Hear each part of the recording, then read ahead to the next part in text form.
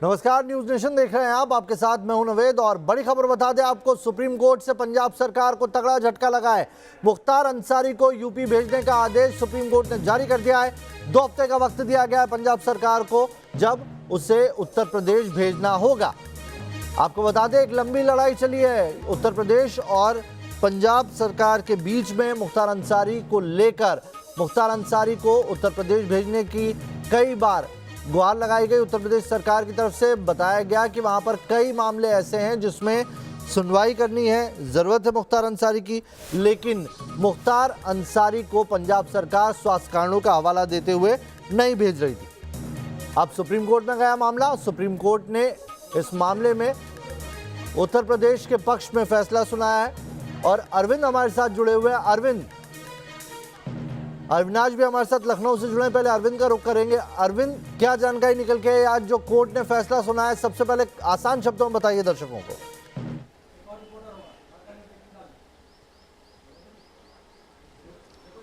देखिए, कोर्ट ने जो फैसला पढ़ा है उसका मतलब साफ है कि कोर्ट ने ये कहा है कि मुख्तार अंसारी को 2 हफ्ते के अंदर पंजाब से वापस यूपी की जेल में भेजा जाएगा। यहाँ की जो एमपी एमएलए कोर्ट है, जहाँ पर उसके खिलाफ गंभीर आपराधिक मुकदमे लंबित हैं, वो ये तय करेगी कि मुख्तार अंसारी को आगे यूपी की बांदा जेल में रखा जाए या कहीं और। ये कोर्ट ने आदेश पढ़ा है। इसके साथ ही कोर्ट ने ये कहा है कि मुख्तार अंसारी की वो अर्जी जिसमें उसने यूपी में दर्ज आपराधिक मुकदमों को पंजाब में ट्रांसफर करने की मांग की है, उसे कोर्ट खारिज करता है। तो ये 3 लाइनों का कोर्ट ने आदेश पढ़ा है और इसके बाद कुछ देर बाद विस्तृत आदेश की कॉपी आएगी। लेकिन नावेद, इस आदेश के मायने बहुत साफ हैं कि जो कुछ एक पहली बात यह कि पंजाब सरकार के लिए बहुत बड़ा झटका है, क्योंकि यूपी सरकार का आरोप ही ये था कि एक गैंगस्टर को एक राज्य की सरकार मिली भगत के चलते बचा रही है, उसे वापस यूपी भेजने में आनाकानी कर रही है। यूपी सरकार का ये कहना था कि मुख्तार अंसारी के खिलाफ गंभीर मुकदमे लंबित हैं, 1 दर्जन से अधिक आपराधिक मुकदमे लंबित हैं। 2019 में उसे पंजाब में एक केस में वापस पंजाब ले जाया गया और यहाँ पर जब उसको पंजाब की पुलिस लेकर के गई तब यहाँ के कोर्ट से अनुमति भी नहीं ली गई थी। उसके बाद से लगभग 26 बार यूपी की लोकल कोर्ट ने उसकी पेशी के लिए प्रोडक्शन वारंट जारी किए, लेकिन मुख्तार अंसारी बचता रहा। और रोपड़ जेल से जवाब आता रहा कि मुख्तार अंसारी को डायबिटिक है, मुख्तार अंसारी को हाइपरटेंशन है, मुख्तार अंसारी के साथ दूसरी दिक्कतें हैं, इस वजह से उसे भेजा नहीं जा सकता।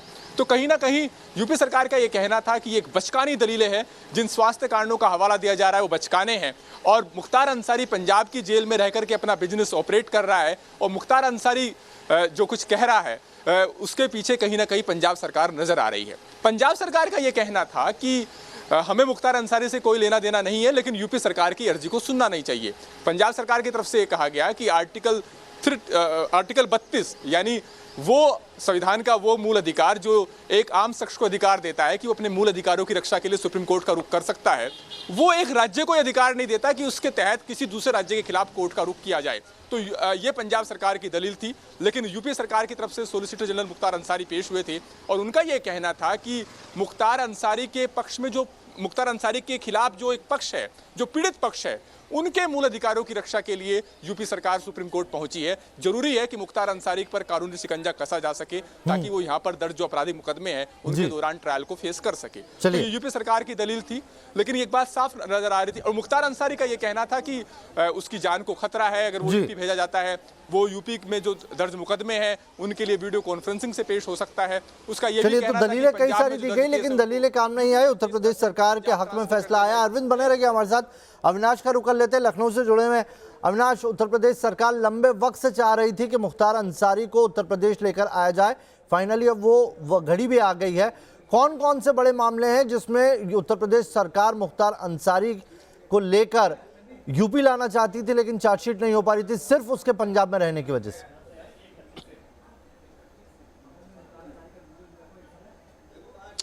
देखिए नवेद, जहां तक मुकदमों का सवाल है तो 1 दर्जन से ज्यादा मुकदमे हैं और काफी गंभीर मुकदमे हैं मुख्तार अंसारी के खिलाफ, जो कि उत्तर प्रदेश के अलग अलग जिलों में दर्ज हैं। चाहे हम मऊ की बात करें, गाजीपुर की बात करें, और तमाम ऐसे मुकदमे हैं जो कि लंबित पड़े हैं। और इसी आधार पर यूपी सरकार ने सुप्रीम कोर्ट में अपील की थी कि ऐसे लंबित मामलों का निपटारा अगर करना है तो मुख्तार अंसारी को सबसे पहले उत्तर प्रदेश लाना होगा। हालांकि इससे पहले एमपी एमएलए कोर्ट में मुख्तार अंसारी के वकील की तरफ से नवेद, जब सुप्रीम कोर्ट में पूरी सुनवाई चल रही थी तो ये याचिका डाली गई थी कि वीडियो कॉन्फ्रेंसिंग के माध्यम से भी इन मामलों की सुनवाई हो सकती थी, लेकिन उस वक्त एमपीएमएलए कोर्ट ने उस याचिका को सीधे तौर पर खारिज कर दिया।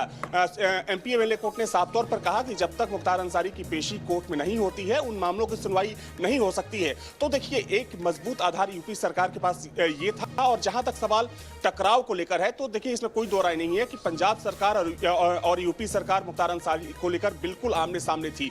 बार बार बीजेपी और यूपी सरकार के ऊपर सरकार की तरफ से यह आरोप लगाया जा रहा था कि कांग्रेस और पंजाब सरकार मुख्तार अंसारी को बचाने का काम कर रही है। हालांकि सुप्रीम कोर्ट में जो जवाब दाखिल किया गया था नवेद, उसमें साफ तौर पर कहा गया था पंजाब सरकार की तरफ से कि मुख्तार अंसारी को हाई ब्लड प्रेशर, हाइपरटेंशन और तमाम तरह की ऐसी बीमारियां हैं जिसकी वजह से मुख्तार अंसारी को यूपी नहीं भेजा जा सकता। लेकिन अब सुप्रीम कोर्ट के फैसले के बाद नवेद कहीं ना कहीं माना जा रहा है कि मुख्तार अंसारी को डबल झटका लगा है, क्योंकि देखा जाए तो मुख्तार अंसारी को अब मजबूरन पंजाब सरकार को 2 हफ्ते के अंदर यूपी भेजना पड़ेगा। और अब यहां पर जो एमपीएमएलए कोर्ट है वो तय करेगा कि मुख्तार अंसारी को पहले बांदा जेल में रखा जाए या किसी और जेल में रखा जाए, क्योंकि गौरतलब है कि 2 साल पहले मुख्तार अंसारी बांदा जेल में ही थे यहां पर, और तब एक उगाही के मामले को लेकर पेशी पर ले जाया गया। और तब हालांकि जब ये पूरा मामला कोर्ट में गया नवेद, तभी यूपी सरकार ने कहा कि एक सोची समझी रणनीति के तहत पंजाब सरकार ने वो मामला वहां पर दर्ज कराया था और उसमें पेशी के लिए मुख्तार अंसारी को साजिशन यहाँ से ले जाया गया। लेकिन अब एक बात बिल्कुल साफ हो गई है कि इस पूरे मामले को जी अविनाश, मुख्तार अंसारी का उत्तर प्रदेश आना कितना बड़ा मामला है, इसका अंदाजा इसी से लगाया जा सकता है कि जब बंगाल में उत्तर प्रदेश के मुख्यमंत्री योगी आदित्यनाथ रैली करते हैं तो वहां पर जिक्र करते हैं कि कैसे उत्तर प्रदेश में उन्होंने जो गुंडा तंत्र है उसे खत्म किया और जो दूसरी जेलों में बंद है, झुकते फिर रहे हैं, उन्हें भी हम वापस खींच के ला रहे हैं।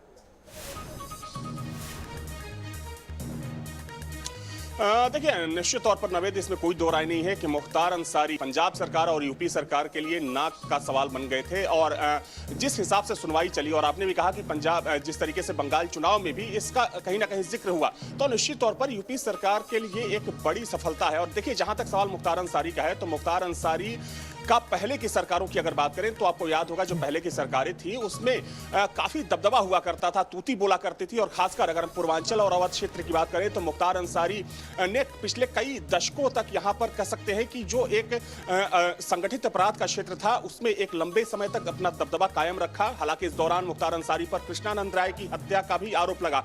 और अगर हम हाल फिलहाल की बात करें तो उसी कृष्णानंद राय की पत्नी, जो कि भारतीय जनता पार्टी के एमएलए हैं, अलका राय, उन्होंने तकरीबन 3 बार पत्र लिखा प्रियंका गांधी को, और उस पत्र में सीधे तौर पर यह आरोप लगाया गया कि कांग्रेस के साथ साथ पंजाब सरकार मुख्तार अंसारी को बचाने की कोशिश कर रही थी। तो देखिए, ये जहां तक सवाल मुख्तार अंसारी को लेकर है तो ये लड़ाई पंजाब सरकार और यूपी सरकार के बीच में तो थी ही, साथ ही में ये एक पॉलिटिकल लड़ाई भी है। क्योंकि मुख्तार अंसारी, देखिए आपको याद होगा कि लोकसभा चुनाव में मुख्तार अंसारी चुनाव लड़े थे, और हालांकि अगर मौजूदा दौर की बात करें तो चूंकि वो विधायक भी हैं, लेकिन अब मुख्तार अंसारी को जब यूपी भेजने का आदेश जारी कर दिया सुप्रीम कोर्ट ने, तो अब देखने वाली बात ये होगी कि इसके बाद कितने दिन लगते हैं मुख्तार अंसारी को यूपी लाने में। हालांकि देखिए, एक बात और है, मुख्तार अंसारी के वकील की तरफ से और मुख्तार अंसारी के परिवार की तरफ से कई बार ये कहा गया कि मुख्तार अंसारी को खतरा है उत्तर प्रदेश में। इसके पीछे यह हवाला दिया गया कि मुन्ना बजरंगी, जिसकी हत्या की गई थी, मुन्ना बजरंगी जो कि एक शातिर अपराधी था और मुख्तार अंसारी के गैंग का एक शूटर माना जाता था, मुन्ना बजरंगी को बागपत जेल में मारा गया।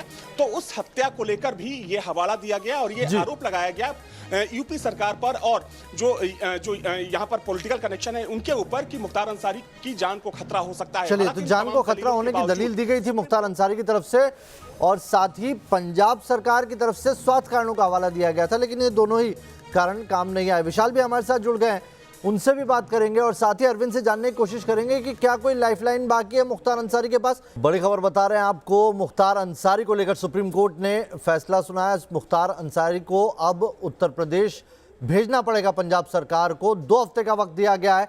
अब उत्तर प्रदेश में किस जेल में रहेगा मुख्तार अंसारी, इसको लेकर अभी तक चीज़ें क्लियर नहीं है। वहाँ की जो लोकल कोर्ट है वो इस पर फैसला सुनाएगी। अरविंद, क्या मुख्तार अंसारी के पास अभी कोई लाइफलाइन बाकी है या अब उत्तर प्रदेश की जेल जाना ही पड़ेगा?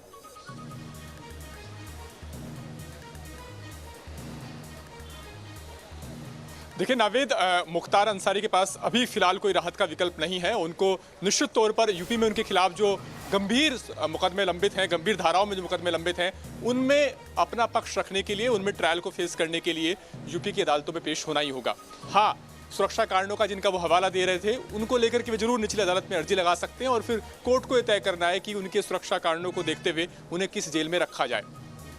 जी, आपके पास आ रहा हूं विशाल, ये बताइए कि आखिर एक अपराधी, या ये कह सकते हैं क्या सिर्फ पॉलिटिकल चीजें ही थी जिसकी वजह से पंजाब सरकार बहुत ज्यादा कोशिश में थी मुख्तार अंसारी को पंजाब में ही रखने को लेकर? जी बिल्कुल, पंजाब सरकार की बात करें तो यहाँ पर चाहे मंत्री हैं चाहे मुख्यमंत्री हैं, वो हमेशा एक ही दलील देते थे कि जो सुप्रीम कोर्ट का निर्णय होगा मुख्तार अंसारी को लेकर, वो निर्णय जो है मान्य होगा। अगर सुप्रीम कोर्ट बोलेगा कि अगर उत्तर प्रदेश को सौंप दिया जाए तो उत्तर प्रदेश को जो है वो सौंप दिया जाएगा। अब पिछले करीब 2 सालों से जो है मुख्तार अंसारी पंजाब की रोपड़ जेल में बंद है और जिस मुकदमे को लेकर जो है वो रोपड़ जेल में बंद है उसमें अभी तक जो चार्जशीट भी दायर नहीं करती। तो कहीं ना कहीं सवाल जो थे वो पंजाब सरकार पर खड़ते नजर आ रहे थे और वहीं विपक्ष जो है पंजाब सरकार का वो बार बार इस मुद्दे को उठा रहा था कि पंजाब सरकार जो है वो मुख्तार अंसारी के केस क्यों लड़ रही है, क्यों इतना पैसा बहाया जाता है। तो कहीं ना कहीं सरकार पर जो था वो क्वेश्चन मार्क लगता रहा था। अब जिस तरह से सुप्रीम कोर्ट ने कहा है कि यूपी को मुख्तार अंसारी को सौंप देना चाहिए, तो अब देखना होगा कि सरकार इस पर क्या कहती है। जी चलिए, बहुत बहुत शुक्रिया आपका हमारे साथ जुड़ने के लिए। आप तीनों का अलग अलग जगह से हमारे साथ, अविनाश, अरविंद और विशाल, बहुत बहुत शुक्रिया। तो मुख्तार अंसारी के पास अब वक्त नहीं है, 2 हफ्ते का वक्त है जब पंजाब सरकार को उसे उत्तर प्रदेश सरकार को सौंपना ही होगा, यानी कि अब मुख्तार अंसारी यूपी जाना ही पड़ेगा। चलिए, इस बुलेटिन में अभी के लिए इतना ही। बात देश की बहस की कर लेते हैं। देश की बहस में आज जो मुद्दे हैं वो आपको बता दें। कोरोना की दूसरी लहर क्या वाकई घातक है? क्या बीजेपी की चुनावी रणनीति का तोड़ किसी राजनीतिक दल के पास है? और तीसरा, किसान आंदोलन के नाम पर आम लोग क्यों हो परेशान?